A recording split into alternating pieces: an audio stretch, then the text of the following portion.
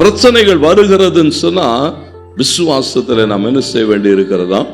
தேவ சமூகத்துல நின்றாக வேண்டும். ஆண்டவருடைய சமூகத்துல ஒவ்வொரு நாளும் என்ன செய்யணுமா? அந்த விசுவாசத்துல பாருங்க, சோதனை வரும் வராதுன்னு சொல்ல. நீங்க யாக்கோபுல வாசிக்கிற போது முதல் அதிகாரம் 2-3 வசனங்களை வாசிங்க. யாரோடு யாக்கோபு பேசுகிறார் சொன்னா, சிதறடிக்கப்பட்ட தேவ பிள்ளைகள், சிதறடிக்கப்பட்ட 12 கோத்திரங்கள், தேசமெல்லாம் சிதறுண்டு கிடக்கிறார்கள். அப்படின்னா என்ன அர்த்தம் சொன்னா, தேவ பிள்ளைகள் உலகத்தோடு கூட இருக்கிறார்கள். உலகத்துல பிரச்சனைகள் வருகிறது, சோதனைகள். அது சொல்லும் போது ஏதோ ஒரு சோதனை சொல்ல, என்ன சோதனையா? பலவித சோதனை வரும். எல்லாத்துலயும் என்ன வரும்? பணத்துல சோதனை வரும், மாம்சத்துல சோதனை வரும், பிசாசு சோதனை கொண்டு வருவான்.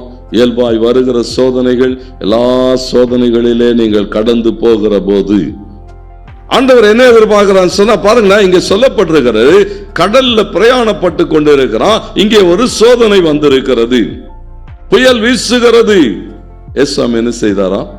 கப்பல்ல பின்னால படுத்து அமைதியா தூங்கிட்டு இருந்தார். எனக்கும் உங்களுக்கும் பாருங்களா, அவர் அமைதியா இருந்தார். இவங்க என்ன செய்தார்களா? பயம் வந்துட்டது. பிரச்சனையை பார்த்து என்ன செய்ய வேண்டியிருக்கு? பயம் வருகிறது. ஆண்டவர் என்ன எதிர்பார்க்கிறார்னா, தேவ பிள்ளைகளிடத்துல பயப்படாதே, விசுவாசம் உள்ளவனாய் இரு. பிரச்சனைகள் வரும், ஆண்டவருக்கு மகிமுண்டாட்டம். பிரச்சனைகள்லாம் வராதுன்னு சொல்லுகிறதுக்கு இல்லை. தேவ பிள்ளைகள் நீங்களும் நானும் தேவ ஜனம்தான். ஆனாலும் என்ன வரும்? பிரச்சனைகள் வரலாம், பாடுகள், அவைகளுக்கு கூட ஆக. இங்க பாருங்க, டெஸ்ட் என்னன்னா, கடல்ல எங்கேயும் தப்பிச்செல்லாம் ஓட முடியாது, எங்கேயும் தப்பிச்செல்லாம் ஓடவே முடியாது, வாய்ப்பே கிடையாது. மீனவர்களுக்கு என்ன இப்போ பிரச்சனை சொன்னா, இதுவரைக்கும் எவ்வளோ புயல்களை பார்த்துருப்பான், எவ்வளோ அந்த கடல்ல இயல்பா எப்போதும் அடிக்கடி புயல்கள் வரும் பாருங்க. இயல்பாய் வருகிற புயல்கள், அநேக புயல்களை கடந்து போயிருக்கிறான். ஆனா இந்த புயல் இப்ப என்ன பண்ணுகிறதுனா, இவர்களை பயமுறுத்துகிறது. எவ்வளவு பயத்துக்குள்ள போயிட்டான்னு சொன்னா, ஐயோ செத்துருவோமோன்ற எண்ணத்துக்குள்ள மீனவர்கள் போயிட்டாங்க. இப்ப என்னன்னு சொன்னா, ஒன்று அவர்களுக்கு தெரிந்து விட்டது, இயேசு இல்லாம நம்ம சுய பலத்தினாலே மறு கரைக்கு நாம போக முடியாது. சில சோதனைகள் வருகிற போது அவர் இல்லைன்னா உங்களால ஒன்னும் செய்ய முடியாது என்பதை நாம் உணர்ந்து விசுவாசத்திலே நடக்கத்தக்கதாக அந்த சோதனைகள் நம்மோடு கூட இடைப்படும்.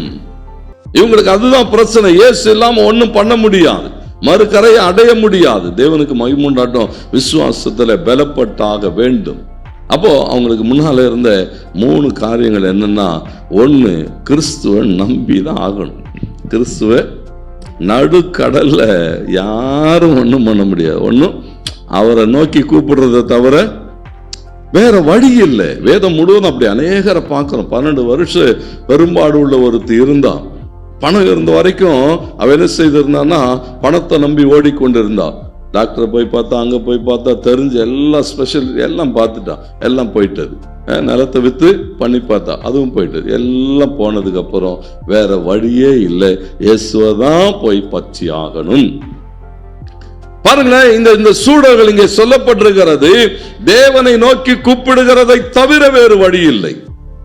2வது பார்த்தீங்கன்னா, கூட இருக்கிற தேவ பிரசன்னத்தை என்ன செய்யணும்னா, விசுவாசித்து ஆகணும், நம்பி ஆகணும். கூட இருக்கிறவர், நம்மோடு கூட இருக்கிறவர் தேவாதி தேவன் என்பதை என்ன செய்யணும்? விசுவாசித்து ஆகணும். எபிரேயர் 13:5 சொல்லுகிறது, அவர் தான் சொன்னார், நான் உன்னை விட்டு விலகுவதும் இல்லை, உன்னை கைவிடுவதும் இல்லை. மத்தேயு 1:23 சொல்லுகிறது, அவருக்கு இம்மானுவேல் என்று பெயரிடுவாயாக. இம்மானுவேல்னா கூடவே இருக்கிறார்.